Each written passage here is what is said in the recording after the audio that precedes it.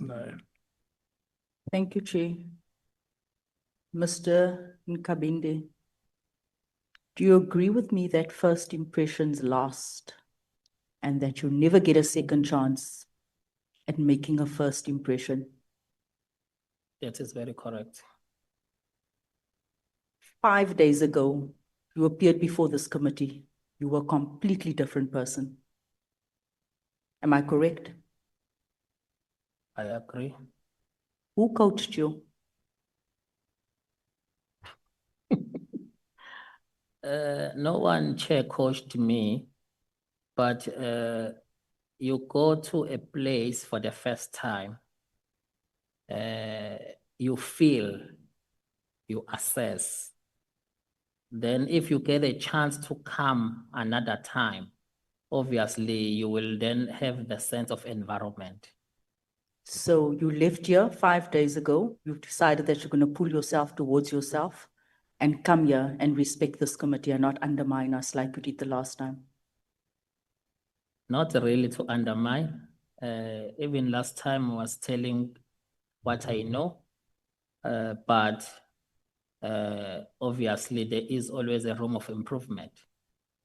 Did you have any contact with Minister Nkunu over the last 5 days? Did you make a phone call? Did he call you? Did he say, well done? Did he say, do better? Any contact with the minister? We did communicate, yes. You did communicate in the past 5 days. And what was his advice to you? No, he did not have any advice. The only thing he'd always say, not even when I testified, he always stressed that go there and tell the truth. Okay. You don't go there to cover anyone, go there and tell what you know. That's what he's always saying. The other thing was, General Konazi came here and he said he saw you wearing an ANC t-shirt. What type of friendship do you have with General Konazi? Because in your testimony last week, you said you are best friends. That's what friends are for. He got you a job. You were traveling together. You designed his house. He came, he said he saw you in a t-shirt. And do you have a real friendship? I'm beginning to question that friendship. Hence, I stipulated earlier that he was angry that I recorded him. So he lied he about was- you wearing an ANC t-shirt. No, there was no need to say it. He was just throwing tantrums. So There well, was- he said. There was no need to say it. Yes, I did. So you are saying your friend lied.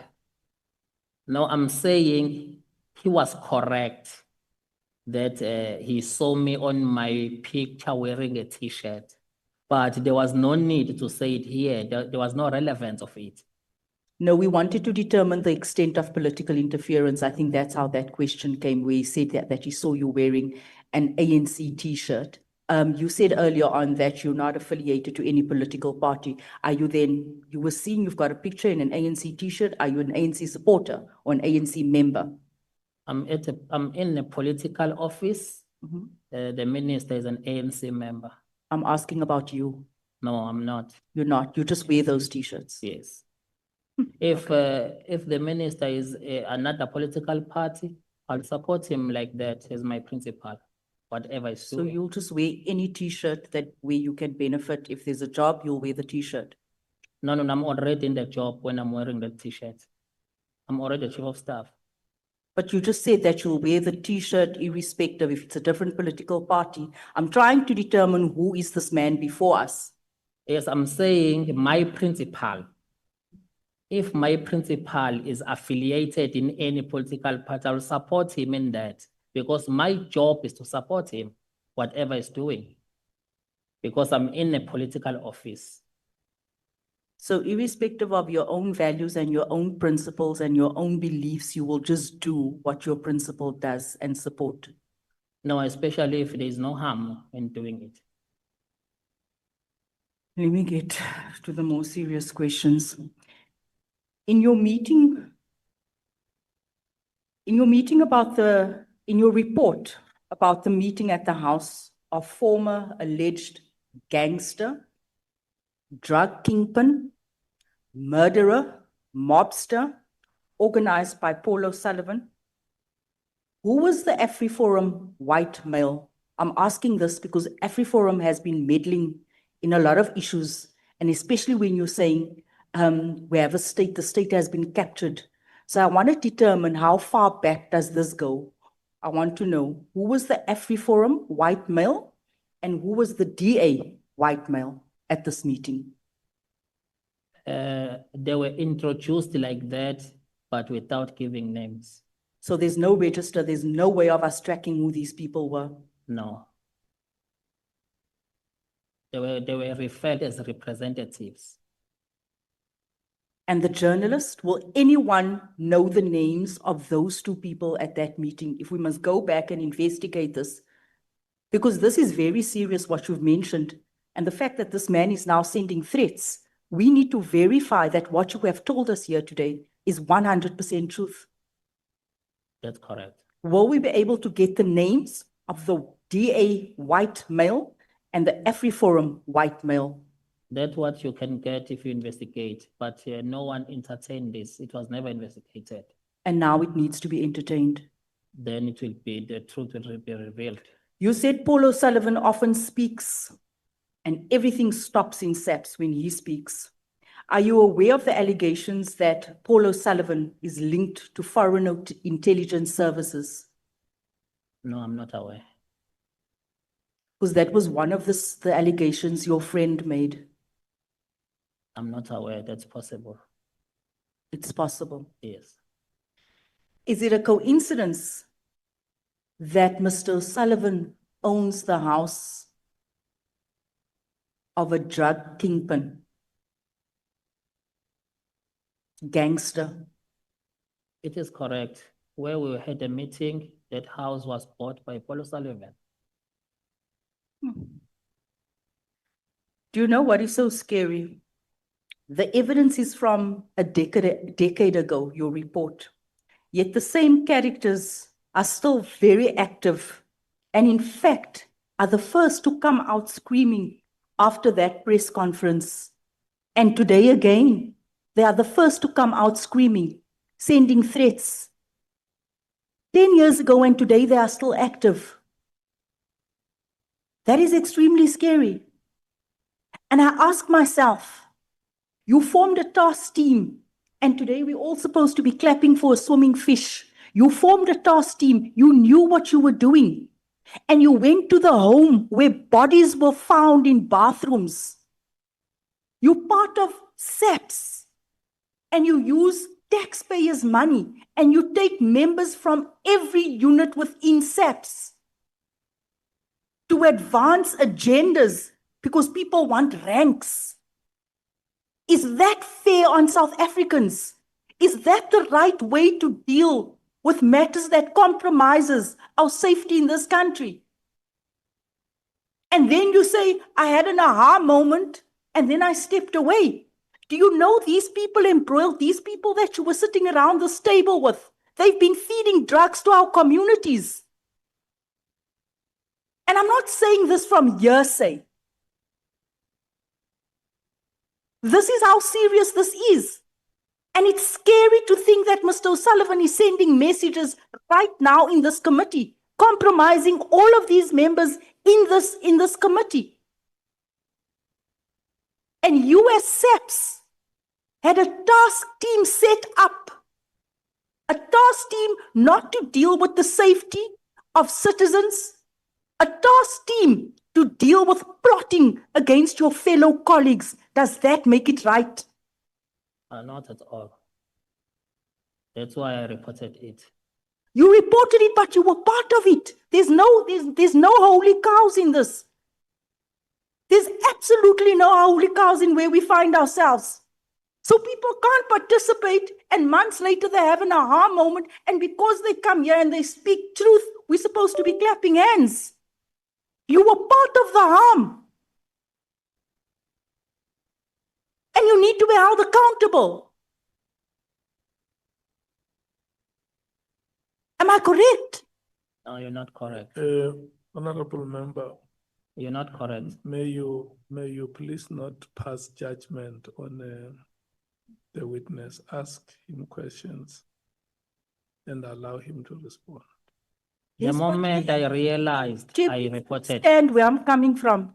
These people, I cannot understand, Chair, how SAPS members can go to the home where women were murdered, where bathtubs were filled with blood, and they Now, decide to host and have meetings at a 15 crime minutes scene. After 20 hours. We cannot be Your calm with time is it until 20 because hours that person that was sitting in jail was selling drugs in our communities with all the networks. No, I hear what you are saying, Honorable James, but we said that the witnesses who are appearing before us are not suspects. They are having a conversation with us as a committee to help us realize the objectives that we have agreed on in the terms of reference, the 4 pillars. I agree they're But- not suspects, but even Yeah. if they're not suspects, Let- Chair, sometimes they are enablers. Let me conclude this. Because nobody has been charged here or has been found guilty, has been convicted, let's not cast aspersions at them. Even those that are convicted, we still believe that they can be rehabilitated. So just have a conversation with the witness, ask him questions, let him respond to your questions. Chair, you need to understand where we're coming from and when we say we are the voice of South Africans. They cannot be rehabilitated when they've destroyed the lives of many children in our communities that's now suffering with drug-induced psychosis. The scars of what they have done. We need to see and link what is happening here to communities, what is unfolding on the ground. Let me move on. Ask him question, don't condemn him. When he comes out of here, he must still say, I met with the leadership of this country.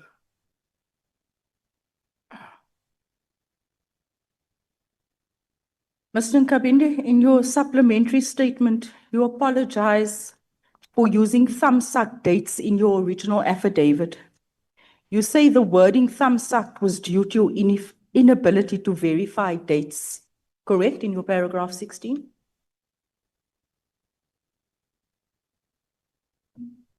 That's correct. You effectively excuse the fact that you told this committee that your dates were thumbsucked because your devices were seized on the 10th of October and you could not verify the dates, correct? That's correct. In the same supplementary statement before us, you again provide exact dates. For example, that the 30th of September meeting was cancelled and replaced by the 28th of October meeting, and that Konazi called you on the 1st of October and not the 30th of September. Now, how did you verify these dates if your devices were seized? I verified it with an assistant of the PA of the minister and the minister's diary. You blame the device seizure for your thumbsucked first affidavit. But in the supplementary, you say you verified dates using the minister's diary, which you say now, shown to you by the PA. Why did you not consult that diary before signing your first affidavit? Because what you said here the first time you appeared before this committee, you said that under oath. My initial affidavit and the topics that I was advised to cover, I was satisfied with the version that I gave up until the question came from the committee that it's not enough. I must first check when and how I met the first time Brown, of which I never, and I think with the evidence leaders and my legal team, we never anticipated that we need to clarify as far back as I only reported the meeting of October, which it had materialized. I thought that was the issue, according to the guidelines. Moving on to claiming you didn't know Mogotsi to now, you know him. When exactly was the first time you came across Brown Mokhotsi, and how did you get in touch with him? The minister gave me his number, When did you first get Mokhotsi's number, the date? 20th of August, 2024. You say in your statement that minister gave you Mokhotsi's number on the 20th of August. Is that your evidence? That's Paragraph correct. Yes, 55 and 55.6. that's correct. And then when you first started communicating with Mr. Mokhotsi, how many meetings did you set up in total between the minister and Mr. Mokhotsi? Because the last time you were here, and I'm getting somewhere, I know we've asked you these questions, you said only once. Yes, I was referring the one that said. You said only once. Yes, it's only And once. today, 5 days later, it's more than 5 times No, it's because only, there's been 2 cancellations. it's only one. Only one what? Only one meeting that said. I'm not speaking about one meeting that's set. I'm asking about your communication and your interaction with Mr. Brown Mokhotsi. My initial statement is saying I had several engagement with him.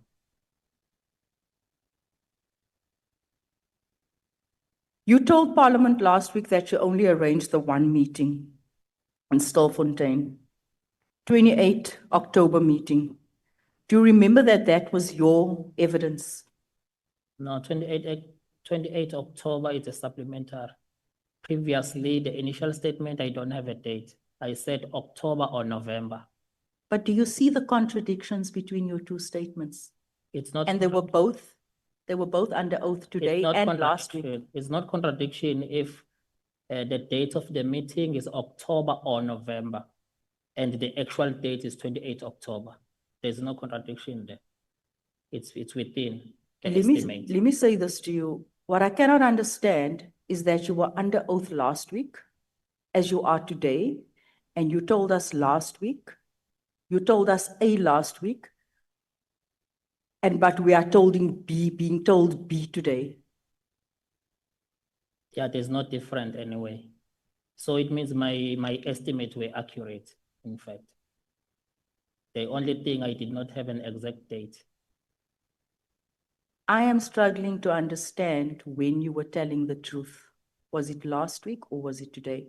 We know that there were discrepancies in dates. It means both because there are no changes. You left out a lot of information last week. Yes, we never anticipated how the committee will probe.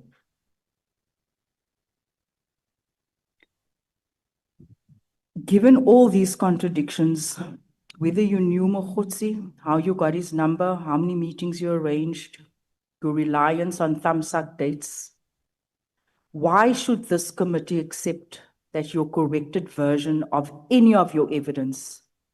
Why should we accept it as being reliable? It should accept it because it's not off. So you're saying It's that not this, way off. If the initial statement, it's estimate October, November, and the correct date is 28 October. So it means there's no contradiction. so you're saying within 5 days, a leopard changed its spots?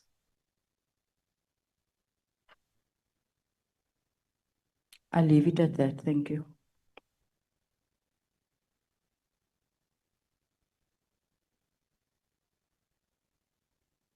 Nothing. Sure, I would do honestly.